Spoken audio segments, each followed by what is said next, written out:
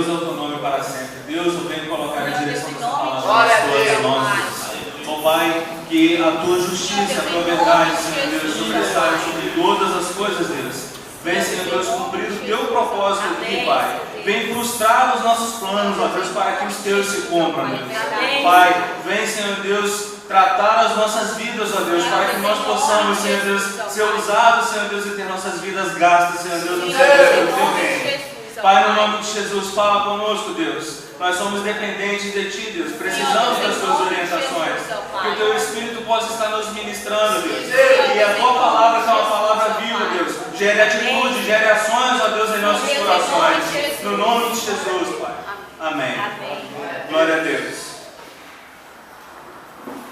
Convidar os irmãos para estar abrindo suas Bíblias aí no livro do profeta Amós, capítulo 5,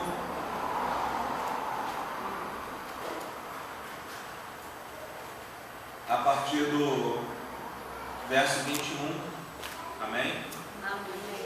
Glória a Deus. Aleluia.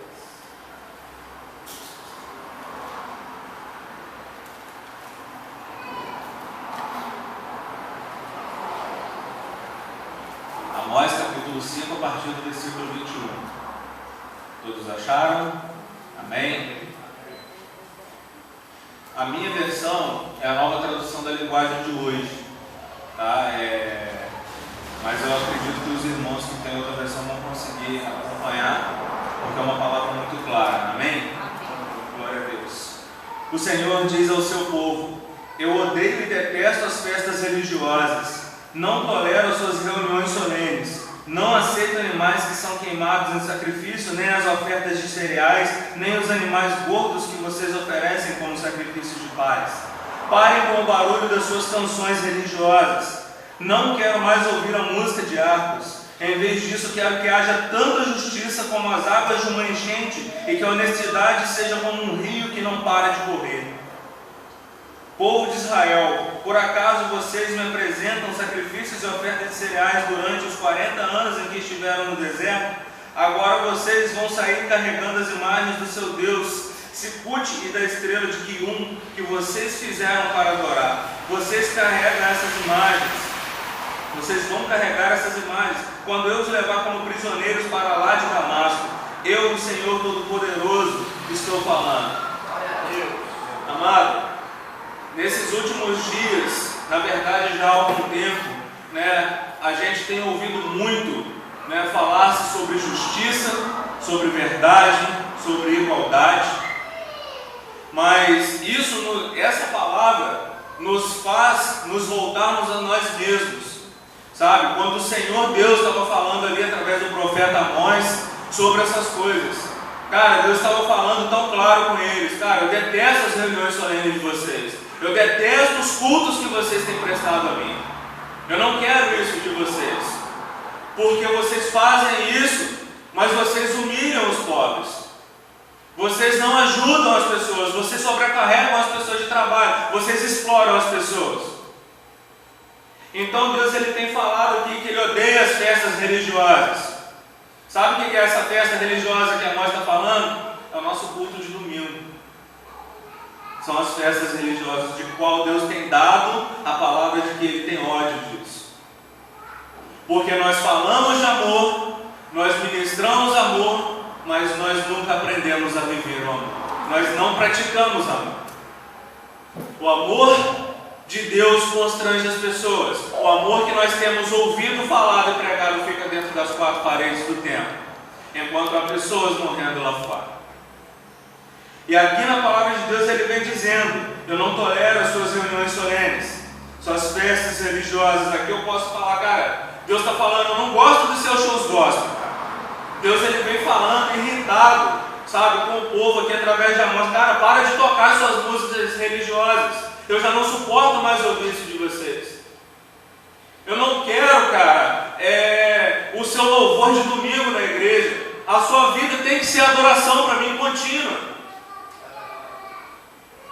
E quantas vezes nós vivemos dias de cultos de domingo, cultos de quarta-feira, quando a nossa prática seria diante de Deus é dar continuidade ao culto, porque a nossa vida deveria ser um culto a Deus, continuamente, no nosso trabalho, nas nossas casas, com as nossas filhas e esposas, na nossa faculdade, na rua com as pessoas que a gente nem conhece.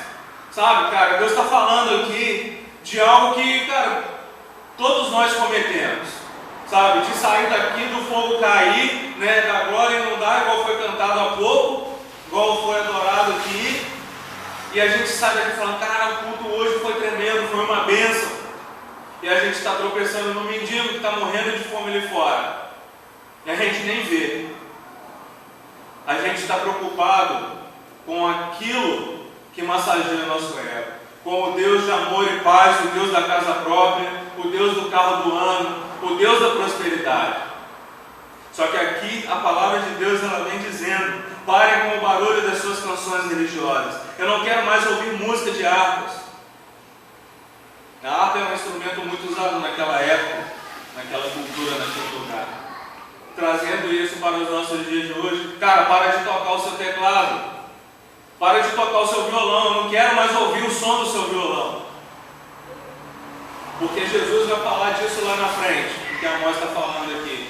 Cara, vocês me honram com seus lábios, mas o seu coração está longe de mim. Mas o seu coração está longe de mim, porque nós não vivemos uma vida na prática do amor que Deus tem ensinado. E nós deveríamos amar como Deus. Não sabemos como amar do jeito que Deus ama. Sabe, a gente tem ouvido muito esses dias, durante ministrações, né, pessoas falando, inclusive o Alan tem falado muito disso. Cara, eu peço todos os dias, sabe, para Deus, para Ele me fazer amar como Ele ama. E eu não consegui alcançar isso. Mas todos os dias que eu peço isso para Ele, eu melhoro um pouco mais. Então buscar essas coisas são coisas que o Senhor busca em nós, né? A gente tem mania de usar versículos como jargões, como por exemplo aquele de que o Senhor está procurando aqueles que o adoram em espírito e em verdade. Cara, a gente muitas vezes nem tem noção do que está sendo dizendo, do que está dizendo ali, do que aquilo significa, do que Deus realmente está procurando, porque nós associamos a adoração a cantar uma música. Mas a adoração é uma vida contínua de entrega a Deus. Não se resume a um louvor. Não se resume a entregar um dízimo e uma oferta. Claro que você também adora a Deus com isso. Mas não é esse o princípio que Deus traz para nós, para que nós possamos andar em justiça e verdade. Porque aqui Ele vem dizendo, né, ao invés disso, eu quero que haja tanta justiça como as águas de uma enchente, e que a honestidade seja como um rio que não para de correr. A gente tem falado muito de justiça, de honestidade, mas o que nós temos visto aí fora é injustiça e desonestidade. E a responsabilidade disso é nossa, não é do governo, não é do prefeito, não é do presidente. Deus chamou a igreja e impôs-lhe a responsabilidade de cuidar dessas coisas. Não adianta a gente esperar que os governantes façam algo, porque a igreja foi chamada para fazer essas coisas. Né? Quantas vezes nós vivemos, né, buscando a unção, fazendo propósitos, né, e nos consagrando para poder falar em línguas, para poder ter visões. Cara, é claro, quando nós nos consagramos, quando nós buscamos a unção, porque Deus nos ungiu, nós temos essas coisas. Nós falamos em língua, nós temos visão, temos revelação de Deus em sonhos, só que a unção de Deus ela tem um propósito, e um propósito específico. Convidar os irmãos para abrir lá em Jeremias 61, deixa eu dar uma olhada.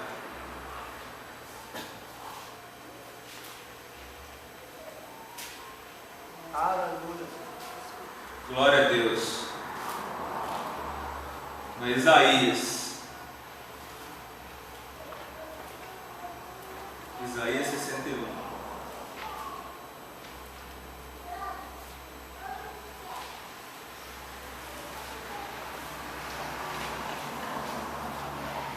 Aqui em Isaías, no capítulo 61, o profeta vem dizendo que o Espírito do Senhor Jeová está sobre mim, porque o Senhor me ungiu para pregar boas novas aos mansos. Olha só, Ele me ungiu para. Quando você é ungido para alguma coisa. E aí entra aqui, no porquê da unção, na causa de você ter sido ungido. Ele me ungiu para pregar boas novas aos mansos. Enviou-me para restaurar os contritos de coração, a proclamar a liberdade aos cativos e a abertura de prisão aos presos, a pregoar o ano aceitável do Senhor e o dia da vingança do nosso Deus, a consolar a todos os tristes, a ordenar acerca dos tristes de Sião, que lhe deu ornamento por cinza, óleo de alegria por tristeza, vestido de louvor por espírito angustiado. A unção é para que você faça essas coisas. Não é só para que você fale em línguas, não é só para que você tenha visões, porque a unção é para te capacitar para uma guerra. E Deus não te capacita para uma guerra, porque fazer essas coisas aqui não é fácil. Mas você é preparado para isso quando Ele te unge. O Espírito do Senhor me ungiu para o quê? Aqui na Nova Tradução da Linguagem de hoje,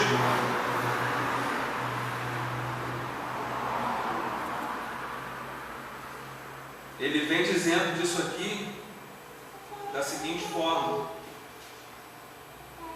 que o Senhor Deus me deu o seu Espírito, pois Ele me escolheu para levar boas notícias aos pobres. Ele me enviou para animar os aflitos, para anunciar a libertação aos escravos e a liberdade para os que estão na prisão.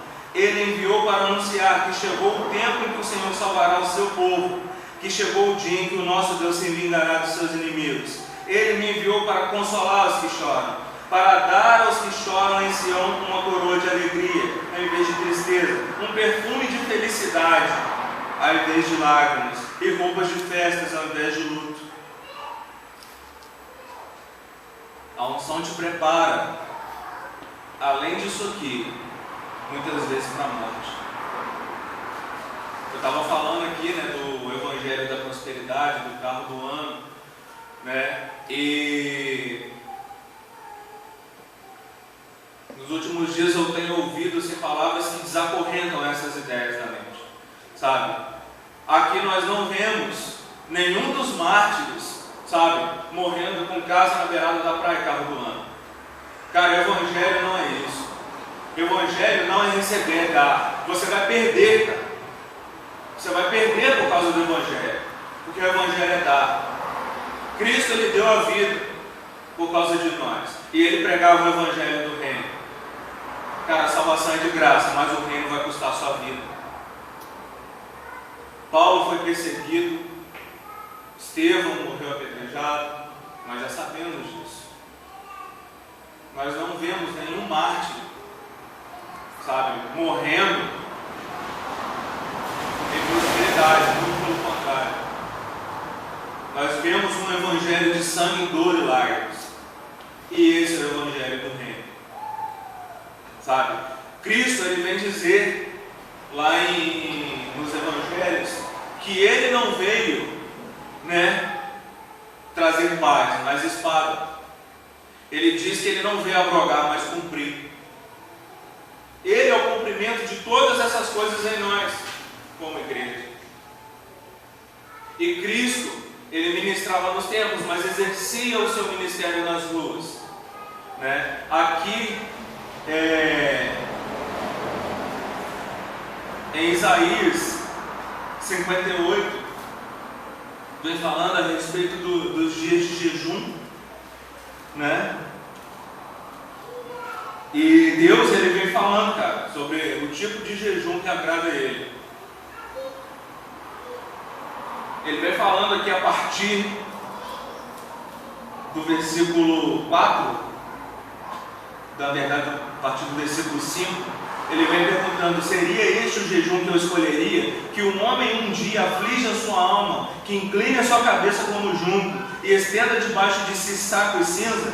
Chamarias tu isso jejum e dia aprazível do Senhor? Porventura não é esse o jejum que eu escolhi, que solte as ligaduras da impiedade, que desfaça as ataduras do jugo, e que deixes livres os quebrantados, e despedaces todo o jugo? Porventura não é também que repartas o teu pão com o faminto, e recolhas em casa os pobres desterrados, e vendo o nu cubras e não te escondas da tua carne? Cara, olha o que Deus está falando para a gente. E como é que nós temos nos movido com relação a isso?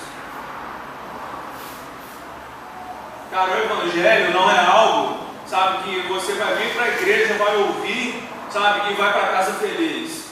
Eu não creio no Evangelho desse. Eu creio no Evangelho que você vem, vai ouvir, ele vai te confrontar e você vai para casa pensando: caraca, eu preciso mudar a minha vida. Eu não me converti ainda. Preciso me converter. Cara, eu não sou ninguém. Sabe, é sair daqui clamando por misericórdia. Porque quando Deus faz essas coisas e Ele fala, né, Ele corrige aqueles a quem Ele ama. Cara, eu tenho sido confrontado assim, já por longos períodos. Eu tenho desconstruído, sabe, deixado Deus desconstruir em mim coisas que eu carrego há 12 anos, que é o tempo que eu tenho de Evangelho. E aí as palavras que eu tenho ouvido nos últimos meses têm me feito entender: cara, esses 12 anos eu achava que eu era cristão. Não sou nada, eu preciso me converter.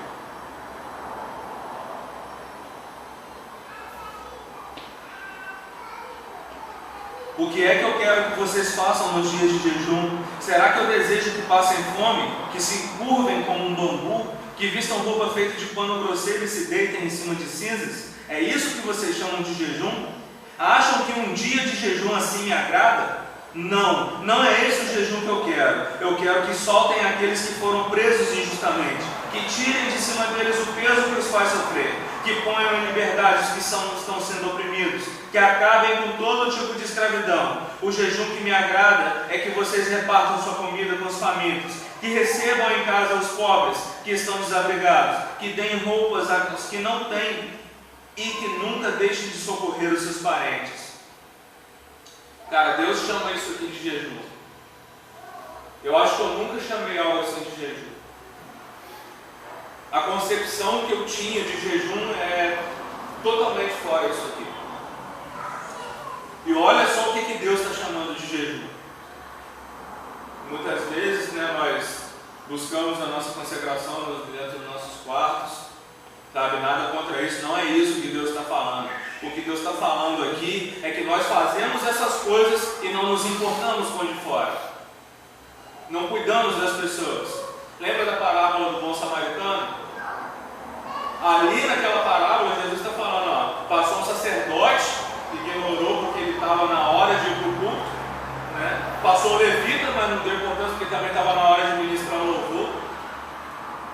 Se bem que o levita é aquele que é todo envolvido com o ministério, seja ministrando, seja tocando, seja cantando, seja limpando a igreja, sabe? Mas um cara que não tinha nada a ver com o ministério, não tinha nada a ver com ministração, foi o cara que parou, pegou aquele cara, limpou as feridas dele, botou ele em cima da sua montaria, levou ele para algum lugar de segurança, pagou para que ele fosse tratado. Cara, quando é que a gente tira dinheiro do nosso bolso para socorrer alguém que está na rua que a gente nem conhece? Olha a lição que Cristo está dando para nós, dentro da parábola do bom samaritano. Um cara que não tinha nada a ver com culto de domingo, com campanha disso e daquilo, foi um cara que teve uma atitude de cristão, que teve uma vida prática de cristão. E outra, ele falou, ó, cuida desse cara aí, e eu vou até a cidade, se eu voltar e você tiver gasto mais do que eu já te dei, eu vou te pagar mais. Cuida dele. Aí isso me leva lá no principal dos mandamentos: amarás o Senhor teu Deus de todo o teu coração, com toda a tua força, de todo o teu entendimento. Amarás o teu próximo como a ti mesmo. Que amor é esse que nós temos ministrado, que nós temos ouvido, que nós temos ensinado? Esse é o amor humano. Um amor que não causa transformação, que não muda a realidade das pessoas, da sociedade. E nós, como igreja local, só podemos ser chamados de igreja local quando a gente transforma o ambiente onde a gente está inserido. Porque esse é o papel da igreja, transformar o ambiente onde ela está inserida. É na comunidade onde você mora que você é a igreja. Não é o seu tempo que muda as pessoas, mas são as suas atitudes, são as minhas. São as nossas atitudes que mudam a vida das pessoas. Aí é onde, se não me engano, Paulo vem falar lá na frente que não é pelo muito falar, mas é pelo testemunho de vida que nós damos. Olha como que a mensagem toda se encaixa, né? Pessoas diferentes falando sobre coisas diferentes em tempos diferentes, a mensagem sendo uma só. Sabe, eu ouvi o Alan falar algo assim que me chamou muita atenção. Cara, eu não quero, sabe, ser conhecido, ser visto como cristão porque eu carrego uma Bíblia debaixo do braço ou por causa da roupa que eu visto, mas por causa de uma vida diferente que eu levo. Andando de bermuda com o meu boné, eu nem uso boné, né? Mas andando com uma roupa simples e alguém olhar e falar, não, aquele cara ali, a vida dele é diferente. Mas enquanto nós não mudamos a nossa postura diante daquilo que Deus tem nos chamado para fazer, nós temos que nos contentar com isso. Ser reconhecidos como cristãos porque carregamos a Bíblia ou por causa da roupa. Só que roupa e Bíblia não tem nada a ver com vida de cristão. Muitas vezes a gente fala, irmão, Deus te ama mais. Não tem mais. Deus te ama e ponto. Deus não vai parar de te amar quando você pecar, quando você cair. Ele não vai deixar de te amar por coisa alguma. Mas se você não tiver uma vida de relacionamento com Deus, porque desde que Adão pecou no jardim do Éden, Deus vem buscando meios de se relacionar com o homem, com a primícia da sua criação. Se você não tiver uma vida de relacionamento com Deus, você vai para o inferno, mesmo Ele te amando. Ter uma vida de relacionamento com Deus está muito longe de ser comparado a um culto de domingo, a um vir à igreja. Nós sabemos que a igreja não salva ninguém, quando a gente chama a igreja de templo. Mas nós sabemos que pessoas são salvas quando nós nos comportamos, quando nós entendemos e nos identificamos como igreja de Cristo.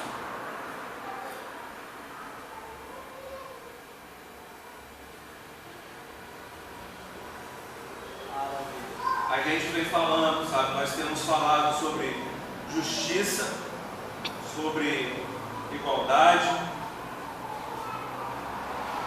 mas, cara, o que nós temos feito ao longo dos tempos está muito longe de ser a justiça e a igualdade, sabe, o amor que Deus espera que nós como igreja nos posicionemos para oferecer para outras pessoas, porque isso é reino. Cara, Jesus era um cara que andava com prostitutas, comia com publicanos e pecadores, com ladrões. Sabe de quem ele era acusado? Dos fariseus, dos religiosos, aqueles dos cultos de domingo, das reuniões solenes, das ministrações. Os religiosos da época julgavam Jesus por causa disso. Aquele ali é um comedor e bebedor de vinho que se assenta com prostitutas e pecadores. E nós ainda temos a cara de pau de falar que nós somos discípulos de Cristo. Nós fugimos dessas coisas. Nós não vamos para as ruas. Sabe, a gente não se importa. A gente não se importa. E aí a gente tem a coragem, a audácia de falar, não, sou discípulo de Cristo. Não, eu sirvo a Deus.